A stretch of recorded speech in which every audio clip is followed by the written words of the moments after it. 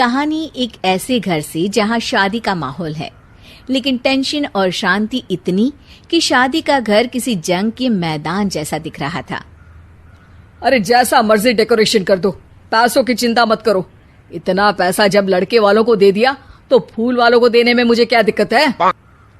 अरे धीरे बोलो ना, साफ लग रहा है कि फ्रस्ट्रेटेड हो। अरे तुम तो चुप ही रहो। एक बेटी संभाल नहीं पाई। सारा दिन मैं काम पर जाता था, सोचता था घर पर बच्चों को अच्छे से संस्कार मिल रहे होंगे, लेकिन नहीं, मैडम को तो अपनी किटी और फैशन से फुर्सत मिले तब ना। माँ चुपचाप वहां से चली जाती है। समझ में नहीं आता कि आखिर शर्मा खानदान में हो क्या रहा है। कल तक चिड़िया सी फुदकने वाली शीना की शादी यूं अचानक एक मोटे काले लड़के से क्यों हो रही है? शीना कमरे में हाथ में गुड़िया लिए बोलती है, मेरे साथ जो हो रहा है ठीक हो रहा है। तुम तो सब जानती हो, साहिल मेरे लिए भगवान है। अब जब वो ही नहीं मिला तो फिर कोई भी हो, जिंदगी ही तो जीनी है, जी लेंगे। बाहर शीना की बुआ किसी से बात करती है। अरे मोटा नहीं, उसे तो खाते पीते घर का कहते हैं। अब ओबेरॉय का नाम भी किसी को बताने वाली बात है। उनका इकलौता लड़का तो करोड़ों की सामी तो है ही। अरे हमारी शीना बिटिया तो रानी बनेगी, रानी। इन सब के बीच कहीं कोने पर शीना हाथ में मेहंदी सजाए बैठी थी और आंखों में आंसू सजाए। और वो समय भी आ जाता है जब शीना मंडप के नीचे हाथ में वरमाला लिए खड़ी होती है, लेकिन तभी अफरा तफरी मच जाती है। कोई कहता है, अरे लड़के की माँ को हार्ट अटैक आ गया। अरे अच्छी खासी थी, कैसे हो गया?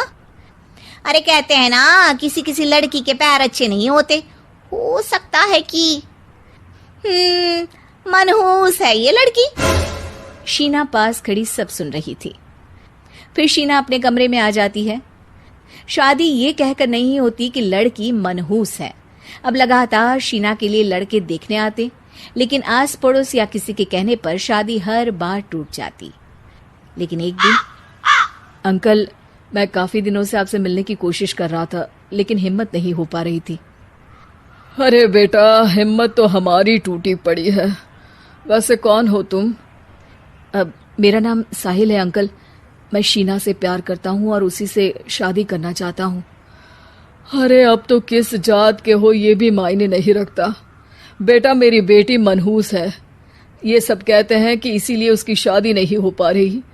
अगर तुम शादी करने को तैयार हो तो ठीक है। शीना की शादी साहिल से हो जाती है। अगले दिन साहिल की माँ का देहांत हो जाता है और एक बार फिर लोग शीना को अपशकुनी कहने लगते हैं। अरे खा गई दीदी को ये। अरे क्या जरूरत थी साहिल किसी मनहूस को घर लाने की? पर बुआ, माँ की तो तबीयत पिछले कई साल से खराब थी। डॉक्टर्स ने जवाब दे दिया था। क्या पता ये भी उनका सौभाग्य हो कि वो बहू का मुंह देख पाई। अरे बहू का मुंह देख पाई, या ये कह लो कि बहू का मुंह देखते ही स्वर्ग लोक सिधार गई। खैर, हमें क्या, घर तुम्हारा है, हम तो चले। अब शीना को खुद पर ही शक होने लगता है कि कहीं सच में वो अपशकुनी तो नहीं। साहिल, हम दोनों की शादी नहीं हुई होती तो अच्छा था। देखो ना, कैसे पहले मेरी शादी टूटती थी और अब तुम्हारी माँ भी।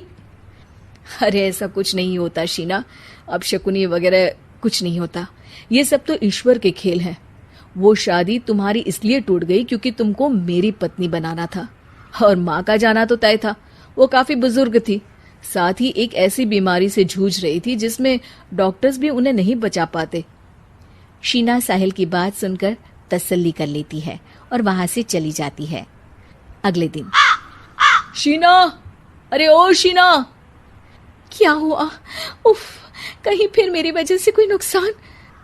अरे नहीं नहीं शीना, तुम जानती हो, जिस प्रॉपर्टी के केस को हम बरसों से लड़ रहे थे उस पर फैसला आ गया, वो भी हमारे हक में। अब हम करोड़पति हो गए शीना। शीना शांत रहती है। अरे क्या हुआ? करोड़ पत्नी बनकर तुमको खुशी नहीं हुई? शीना की आंखों में पानी आ जाता है। चलिए जी, कुछ तो अच्छा हुआ मेरी जिंदगी में आकर आपके साथ। साहिल शीना को गले लगाकर कहता है, मेरी नई नौकरी भी तुम्हारे ही आने से लगी। ये प्रॉपर्टी का केस जीता। सब कुछ तो तुम्हारे आने के बाद ही हुआ, फिर तुम मनहूस कैसे? ये सुनकर शीना खुश हो जाती है।